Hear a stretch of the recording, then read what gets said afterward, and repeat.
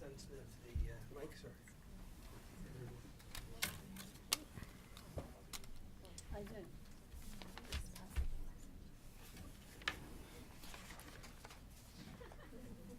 2 minutes. I can't believe I did that. Really. I've gotten sloppy. I know. It's time to retire. No, No, no. we'll talk. No, we're gonna make it like Cider House Rules. You know where they had the dog that was Cider stuffed House on Rules. wheels? There you go. We just wheel it. All right. Or Weekend at Bernie's. He has it, one Oh, copy, okay, yeah. sorry. You were just asking me to have Yeah, it. Well, you- just for yourself. Yeah. Okay. They're very efficient. I have 25 copies back in the office. I'm sorry. That's great. For the archives. Yeah. We won't be hiring you for the secretary. for the assistant Good. on the school committee. Good. I've got enough other things. I have the agenda here, Mrs. Butler. I'm not looking at my phone, everybody, I promise. Well, I am, but I'm looking at the agenda. Why are you playing threes over Why am I what? Trying to get there? I Okay. want to conspirator here. I don't want to be the only one looking at my phone. Can you read that? I can't. Yeah. No, I can't either. I'm waiting. No. Another he 20 left them in the seconds. office. There's 25 of them sitting in the office.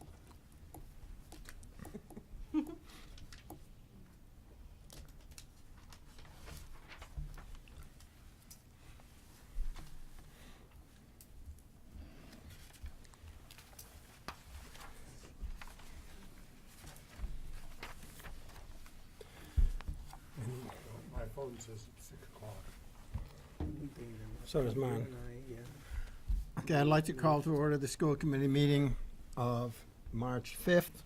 You have before you an agenda. Can I have a motion to approve the agenda? So moved. Second. Second? All in favor? Aye. Comments from the public? I'm Tracy Mayhew. I teach at the middle school. I'm a parent of a student at MTS, and I was a member of the search committee for this recent superintendent search. First, I'd like to thank you all for giving me the opportunity to serve on that committee. It was a super valuable experience, and I certainly learned a lot. I learned lessons about administration and leadership, school law, and most importantly, people. As a member of the screening committee, I was pleasantly surprised, basically shocked, at the number of applicants, which we all know was 19, but by the caliber of experience and education that was represented among those 19. I'm surprised that the members of the committee could not come to a consensus about any of the finalists.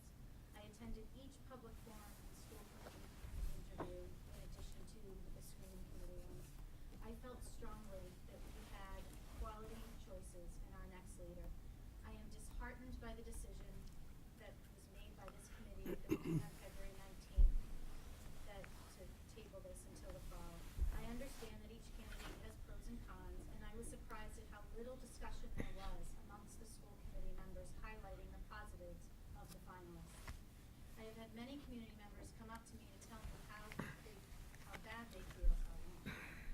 badly they feel about the school committee decision to reopen the search, that our committee spent all that time, and my response has consistently been, do not feel bad for me, I would do it again in a second given another opportunity.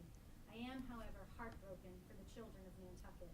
My fear is that you are all looking for someone who does not exist, the perfect person. We all have strengths and we all have things to work on. I feel strongly that the education and experience that many of the candidates brought to the table would be enough to hire or learn what needed to be done in a thoughtful and intelligent manner. I'm also not convinced that finding a candidate that you would all support unanimously is a fair reality. You all represent different community groups and different stakeholders, and each of you have very strong opinions. The community needs to hear them and know them and learn by them and be represented by them. My concern then turns to what happens next. I'm concerned that there's not an agenda item on tonight's meeting to address what the next step should be. I was surprised that it was decided on February 19th to reopen the search in the fall. I understand that March seems late, but there were many searches ongoing during our timetable, and those also closed at the beginning of February. June, I understand. I don't want to reopen a search in June for something that starts in July either. I was surprised, though, that mid-February seemed like an appropriate time to do it this round. So what is the plan for an interim going to be? In my opinion, this needs to be the top priority of this committee right now. I'm also concerned about our reputation as a district. You may not realize this, but educators talk and we network. Each of us, no matter what our role, has connections and relationships with other educators, not only across the state of Massachusetts, but the country. That one might think too much homework was done makes me cringe. We are not perfect, but we are always striving to be better, to be more innovative, more passionate, and we are always learning as a district. That any candidate would research us and still want to be here and some of them wanted to put children in our schools speaks volumes to me about this field and these candidates. And I hope that the outcome of this search does not negatively impact or influence a future search. Tracy, I will quote somebody, perhaps insensitive, but the fat lady hasn't sung yet, okay?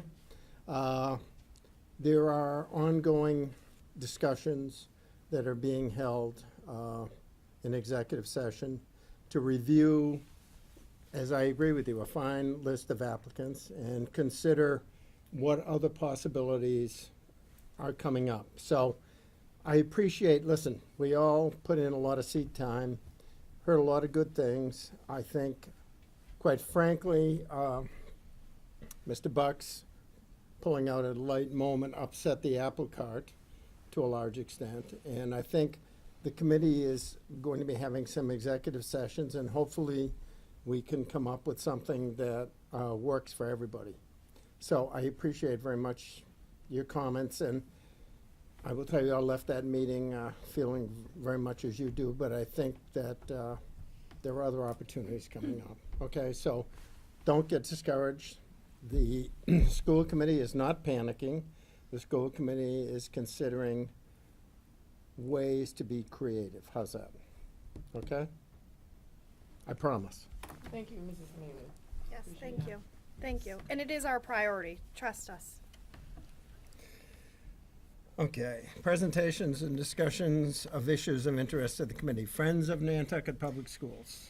Yes, we have Liz Sullivan and Gina Henke, and come on up. We'd love to have you Liz and Gina up here. sit here and And Zona and I will go. oh, down. okay, great. Yep. Thank you.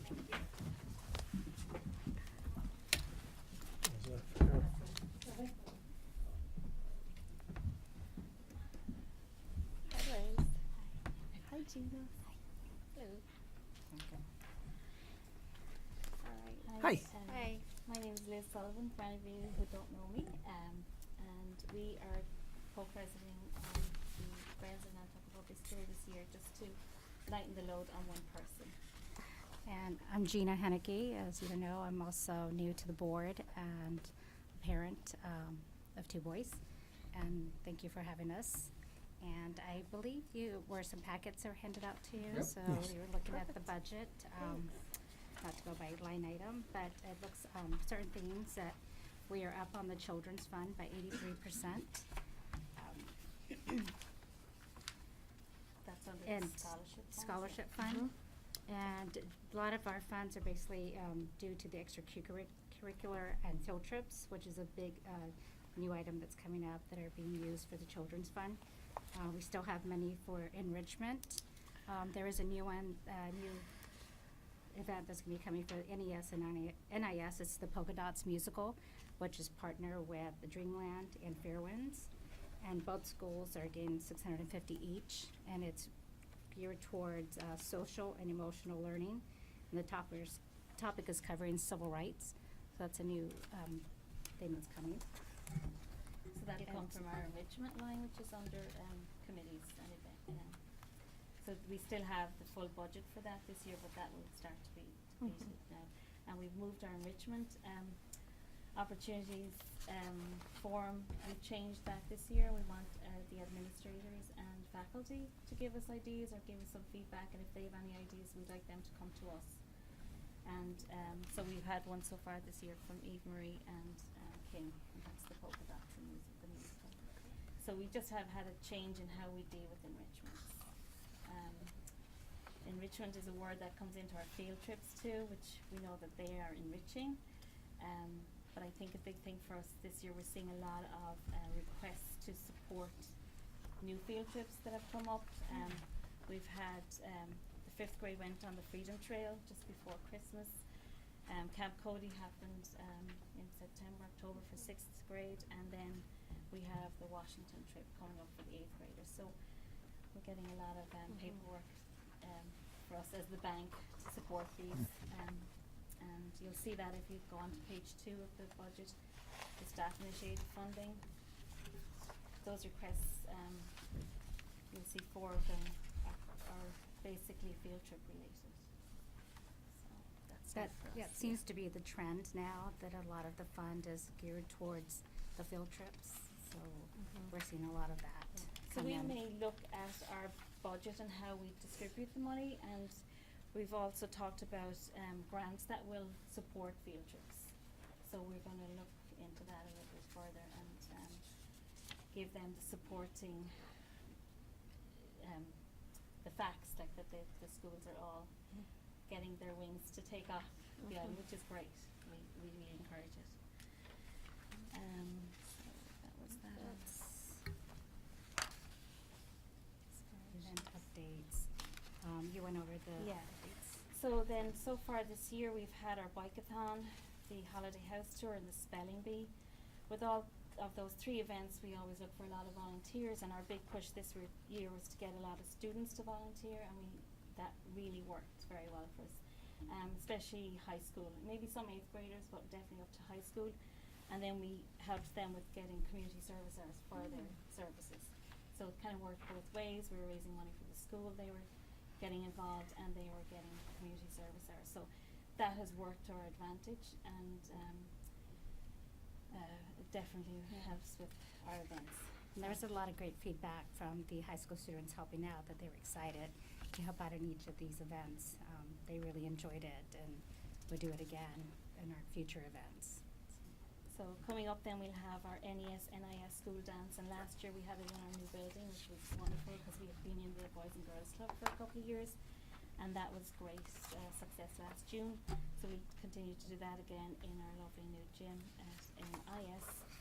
And then summer fundraiser has changed for us, but we're working on a few ideas, some good ideas that have come through, so it's still in the pipeline as to what we're actually going to do for the summer. But we really want to tap in on the summer population and see if we can get some good funds through that. So I guess that's all we have to present right now. Yeah. If you have any questions. The trip to the Barnstable jail. Yes. That sounds a little different than the trip to the old jail. Yes, that one is through Officer Thompson's criminal justice program. Okay. So they put in for that to supplement their trip there. So that was funded through staff initiated funding. Okay, So we good. think that's worthy, but as I said, the fine print for staff initiated funding was not initially for just field trips. It's like to support classroom activities or buy supplies. So now that's why we're seeing a little change in what the requests are coming through. They're not looking for pencils or copybooks or stuff. It's like we've got field trips and we need to get places, and the cost just is in buses and boats and day way it can be expensive. So we do want to help them, but we now need to look at where we need to maybe move a little things on our budget. So Right. it's quite interesting. Steve? No, I'm good, thanks. So are you guys not doing the movie, the drive-in movie anymore? It's not ruled out yet. Oh, Actually, okay. we're having a Yeah. meeting this week, so that's Okay. our summer. That would be a summer event. So Yeah. we're still looking at that, and so we have a meeting coming up this week. So it's Okay. always around Some this other time of great year. ideas that we Yeah. can't say yet. Yeah, but yeah. No, I bet. They might So get stay taken. tuned. They All might right. get taken. Better Zona? believe it. Stay tuned. Pauline? My only comment is to commend you on the hours that you put into this and as a volunteer, because I know you have so many events and I know what it takes to put on well-organized events. So thank you for doing it for all of our children. Yeah. It's really wonderful. I think it's always amazing when we look at these numbers and see what you what you raise each year and how much you give back to the students. Thank you. Yeah, thank you. If I could just add, I think a lot of the public knows, but perhaps many do not know that over the, how many years of existence of FUMPS? 30? Yeah. They have raised over $2 million in support of the public schools, and that has provided many enrichment opportunities, enhancement to the education that we provide, and the level of what we do would not be the same without FUMPS. In addition to the money, events like the spelling bee and the bike-a-thon are simply fun, good community events, and it was heartening to see a student group from NIS challenge all the other school spellers and went to the finals and did very well in the finals, as a matter of fact. So those sort of winter blues activities are, I think, really important to the community. And those kids might have won had it not been for one repeating group that hasn't been defeated in years. Anyway, thank you for your work. Yeah. It's And really, as always, we welcome people to our meetings, which are on the second Wednesday of every month, 6 p.m. at room 104 here in the high school. And if you have any parents that you think would be interested in joining our group, Send them our way. the more the better. Yeah. So, Can I just ask, are you advertising for, new little preschool, elementary school families that are That's newly enrolled? definitely a population we need to get Yeah. to. So we do like to get a table at the open houses and enrollment nights. So yeah. Whenever there's Um, something going on, we can we have a table and. Yeah. And then we do see that social media is definitely the way to go. So we have we're in the process of setting up our Instagram and pages, as well, because we have the Facebook page, and that's definitely updated on a daily, weekly basis. We try to advertise all the school activities that we run on in each school too every day. So yeah, social media I think is the best way. Because even looking at our bulletin boards here, they're kind of antiquated now. So I think it's definitely Yeah. the way to go. Good way to reach everyone. Yeah, to reach the whole school. Yeah. Thank you so Thank much. you very thank you. And John? Do you want to switch? Come on up.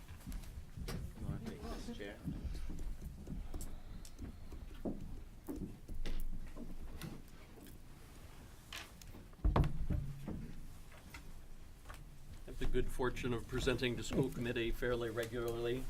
I will admit that the annual dropout report does not top my list of most exciting presentations to school committee. I provided you some information. New this year, the last page of your packet is that dry statistical formula that the state uses to calculate dropouts, including students who drop out during the summer, school year dropouts, that's compared against our October 1st SIMS report 1 year and then into the next year.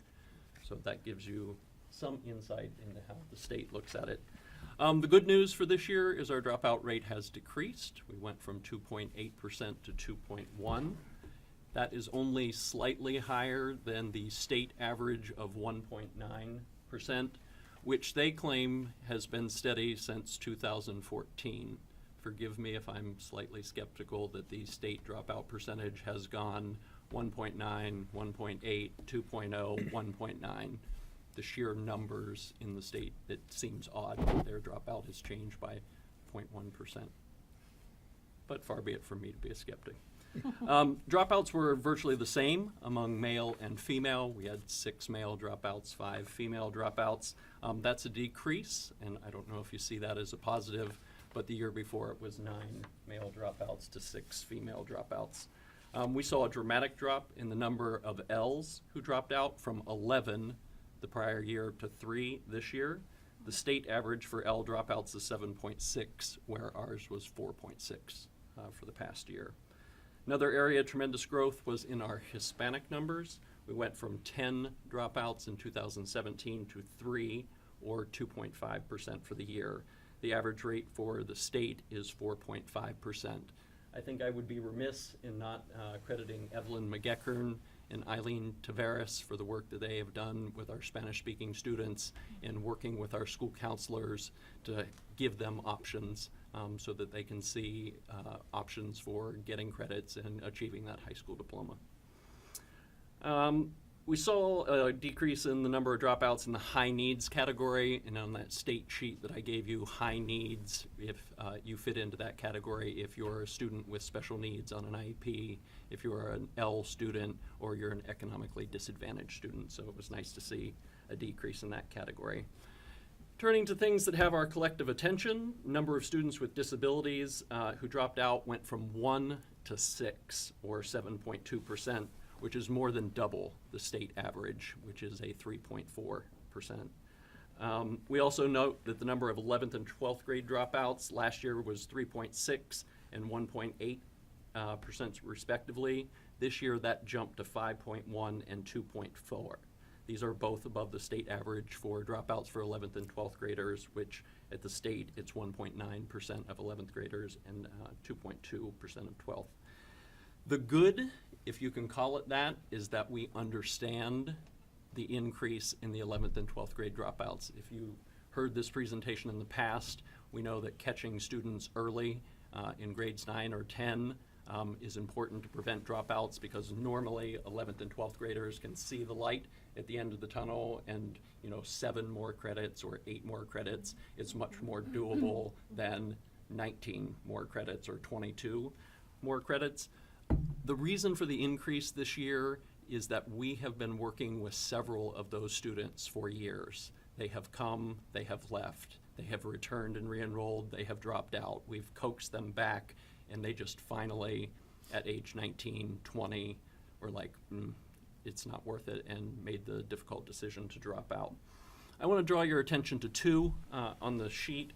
NHS 11 for me is very disturbing, because that's a student with 26 credits. That's 0.5 from being eligible for graduation. That student left the island.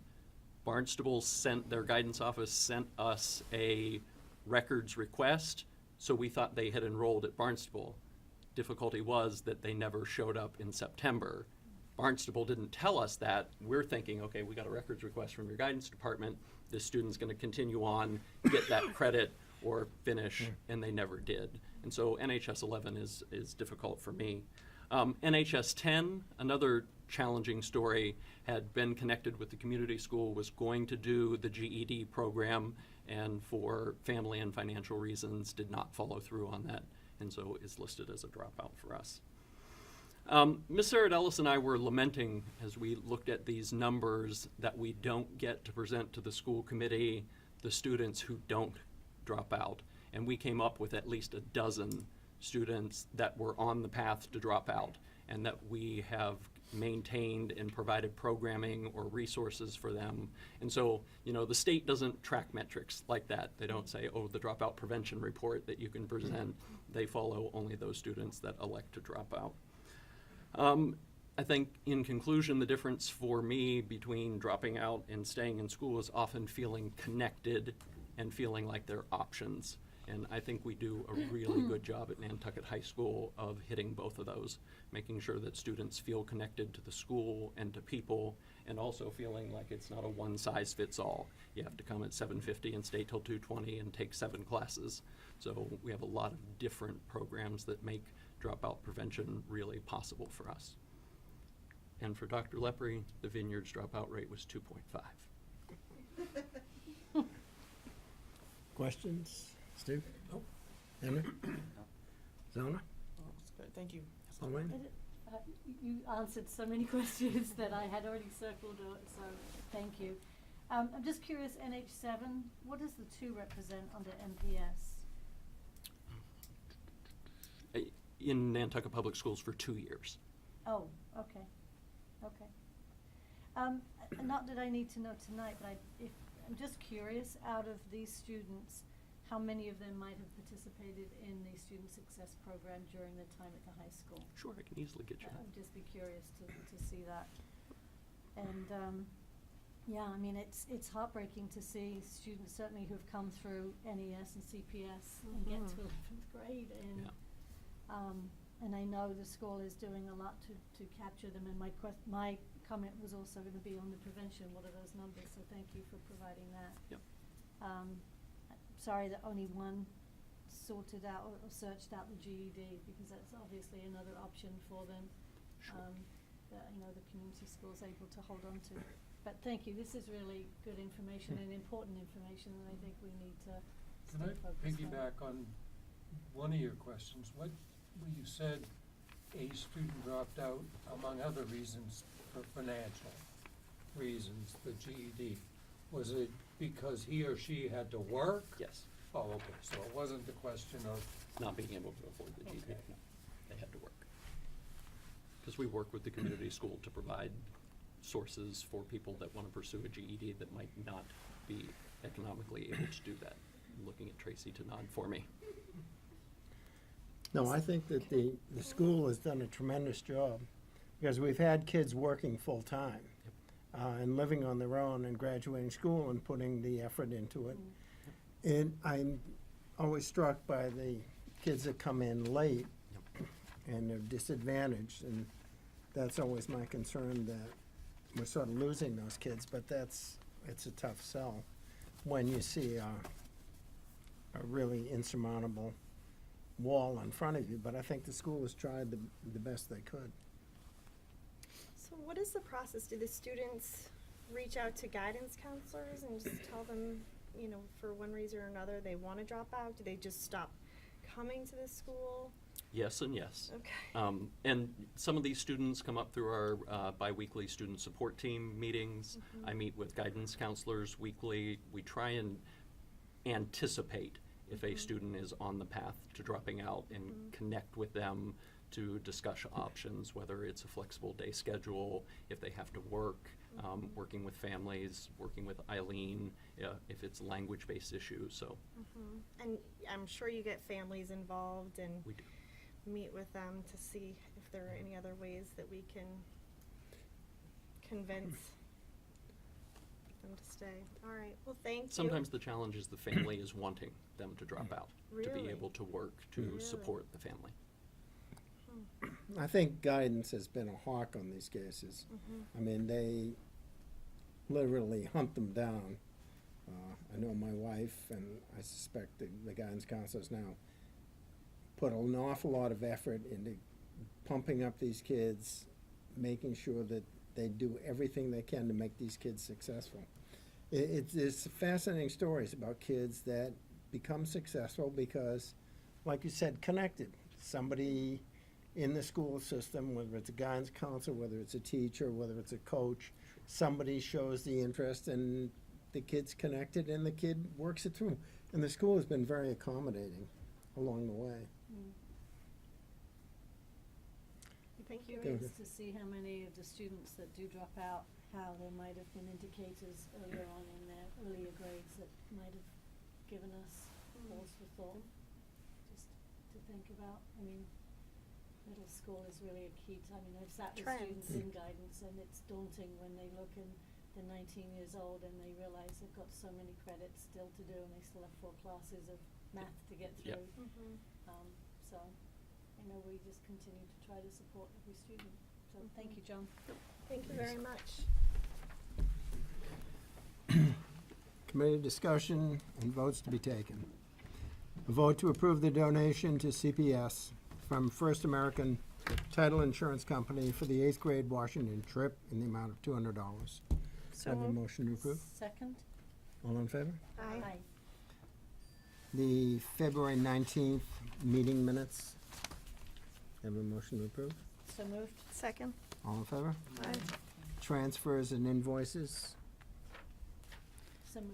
Second. All in favor? Aye. Aye. Superintendent's report. Really, all I have to talk about is the enrollment. We included that March 1st enrollment for you. It is at 1669, which is a drop of 7 students from the previous month. I don't have all of the entries and withdrawals with Logan away. I don't access them as well as she does, but we can make that available at the next enrollment. Could you add it to the report and just bring it to the next meeting? We don't have to discuss it? Sure, Thank sure, you. be happy to.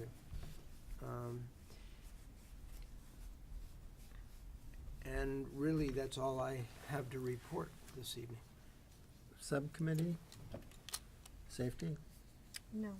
I wasn't, Mike can report on safety and security. I wasn't able to attend the last meeting. We did have a meeting. Diane brought everybody together, and we talked about a number of things. That committee is made up of building principals or assistant principals and law enforcement. Kevin Marshall is there, as is state trooper as well, and we have just a number of people. We go over a range of issues about security inside and out, and updates on the whatever drills that we're doing. We had I wouldn't say a lengthy discussion, but a discussion about one security issue at the high school in the vocational wing. But that was a good conversation, and I think has since been resolved. So I don't know if I'm missing anything, Diane, from that? No. A quick question. Have you guys had a fire drill since you numbered the doors? We've had 2. And have we, or are we gonna have further discussion about voting while school's in process? Location? That was a discussion. We did mention that to the town officials. There hasn't been any action taken on that. We have an election coming up on April 9th, and there was going to be a little conflict with our work on the vestibule, which was scheduled to start on April 8th, and is now going to happen after that. We just can't have that conflict. But I'm not sure that there's a better space in town right now, and Location-wise, Yeah. especially. and I think that's what it's come down to for town officials. Henry? Similarly, I don't have much to report on. We're still working on getting a dance between now and hopefully around St. Patty's Day. And then I'm also still working on some end of the year festivities, hopefully. Badminton tournament is underway this week, which is a school favorite, so that'll be a lot of fun. And then the Nantucket Golf Club Foundation has also released the top 10 for the golf club, so there will be some Veritas stuff on that. Good, thank you. You're looking at me to make a comment. Yeah. I do have 2 notes before Steve jumps in. Just to remind everybody, One Book, One Island, The Monk of Mocha is the book. This week, all the activities are going on. If you go onto the Athenaeum website or Egan Maritime Institute or any of the organizations, we have the list of activities happening. And I brought some more books with me this week.